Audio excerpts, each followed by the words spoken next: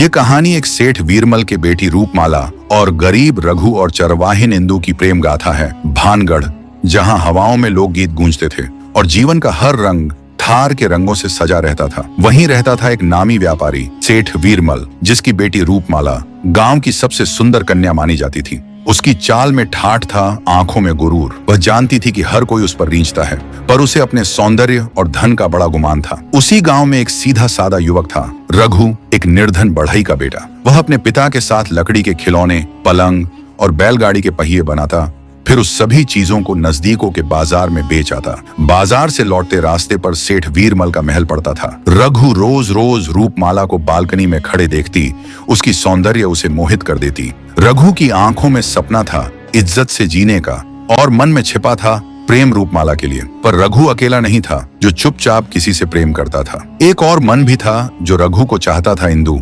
गांव की एक गरीब चरवाहिन जो सुबह भोर में गायें ले जाती और शाम को लौटती। उसकी आंखों में चुप्पी थी और हृदय में उमड़ता प्रेम रघु के लिए। एक दिन गांव के मेले में रघु ने लकड़ी के सुंदर खिलौने बनाए थे, रंग बिरंगी चिड़िया, नक्काशीदार रथ और एक छोटा सा महल।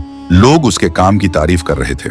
रूपमाला वहां आई, उसकी नजर रघु पर पड़ी। रूपमाला ने पूछा, ये तुमने बनाए हैं? रघु सकुचाया, हाँ बींदनी, बहुत सुंदर हैं, कहकर उसने एक महल उठाया, पर पैसे नहीं दिए। वह जानती थी कि रघु मना नहीं करेगा। रघु तो बस उसके मुस्कुराने भर से संसार भूल गया। इंदु दूर से देख रही थी, उसका हृदय धड़क रहा था, पर वह चुप रही। वह जानती थी उसका प्रेम बोल देने से सच्चा नहीं हो जाएगा। वही दूसरी ओर रूपमाला का दिल किसी पर स्थिर नहीं था। उसका मन उथला था जैसे बालू पर खींची रेखा। एक दिन उसने अपने सहेलियों से शर्त रखी, मैं चाहूं तो उस रघु जैसे गरीब को भी अपने इशारे पर नचा सकती हूँ। उसने रघु को एक दिन महल में बुलाया, उसके बनाए गहनों और खिलौनों की तारीफ की, अपने पिता से उसे महल में काम दिलाया। रघु ने समझा उसे प्रेम मिल रहा है, पर वह नहीं जानता था वह एक जाल था। इंदु ने गांव वाले को बात करते सुना, मगर वह रघु की खुशी के खातिर चुप रही। कभी कभी सच्चा प्रेम चुपचाप सब सह लेता है। फिर शुरू हुई रूपमाला का झूठा प्यार। वह हर दिन संज धज कर रघु के सामने आते, जब रघु महल के किसी वस्तु की साफ सफाई में लगे रहते।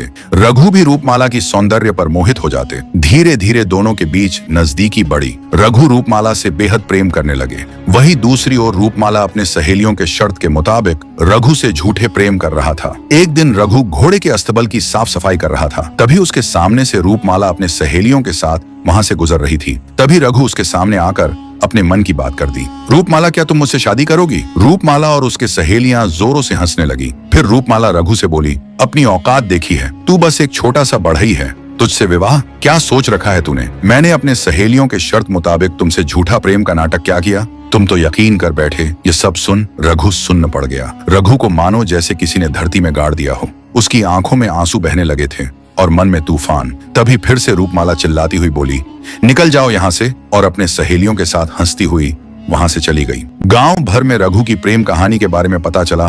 कोई उसकी मजाक उड़ाई और बाकी लोग जनता था रूपमाला के व्यवहार के बारे में। इसलिए रघु को देख उसकी स्थिति पर दुखी होते थे। रघु इस सदमे को बर्दाश्त नहीं कर पा रहा था। वह भटकता रहा पागलों की तरह। बाल बढ़ गए, कपड़े फट गए। वह न खाने की सुध रखता न सोने की। लोग उसे दीवाना रघु कहने लगे। इंदु भी उसकी स्थिति देखकर रोती रहती। जब एक दिन रघु गांव के कुएं के पास बेसुध पड़ा था, तब वहां इंदु आई और रघु को उठाया, उसका सिर गोदी में रखा, उसे घास से पोंछा, प्यार से खाना खिलाया। मगर रघु के मन में अब भी रूपमाला का वो तीखी बातों उनके कानों में गूंज रही थी। वह थोड़ी देर इंदु की देखा और वहां से उठकर चले गए। इंदु उसकी यह हुलिया देख रोती हुई घर चली गई। रघु अधिकतर गांव के बाहर, जहां खेजड़ी के पेड़ की छांव पड़ती थी, वहीं एक टूटी सी झोंपड़ी में अब रघु पड़ा रहता था, निर्वाक, निस्तेज। इंदु अपनी गायों को चराने ले जाती, फिर लौटती और उसके पास बैठती। हर दिन वह रघु को अपने हाथों से खाना खिलाती, मोटी रोटी, छाछ और गुड़।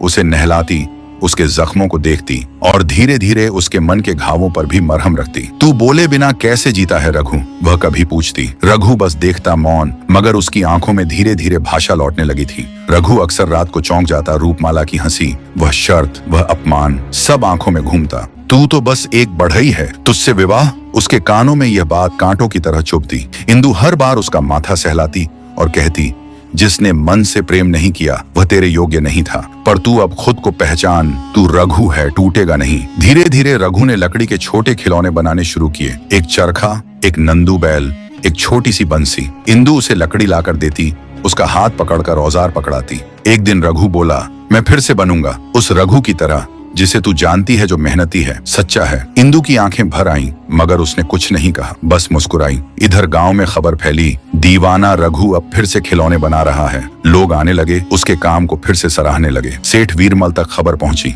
रूपमाला ने यह सुना, उसका मन चिढ़ गया। उसने तो पागल हो जाना था, ये फिर कैसे उठ खड़ा हुआ? उसने फिर से रघु को नीचा दिखाने की ठानी। गांव के बड़े मेले में जहां रघु को आमंत्रित किया गया था, रूपमाला भी आई। वह सजे गहनों में थी और इस बार उसने फिर दिखाने की कोशिश की कि वह अब भी रघु को अपने वश में कर सकती है। रघु, तेरे बनाए रथ अब भी सुंदर हैं, उसने मुस्कुराकर कहा। रघु ने देखा, लेकिन इस बार उसकी आंखें स्थिर थीं। धन्यवाद बींदनी, उसने सिर झुकाया और वापस अपने काम में लग गया। रूपमाला को ऐसा व्यवहार असह्य था। वह वहां से क्रोधित होकर चली गई। इस बार रघु झुका नहीं, टूटा नहीं। फिर एक दिन गांव की चौपाल में एक सभा हुई।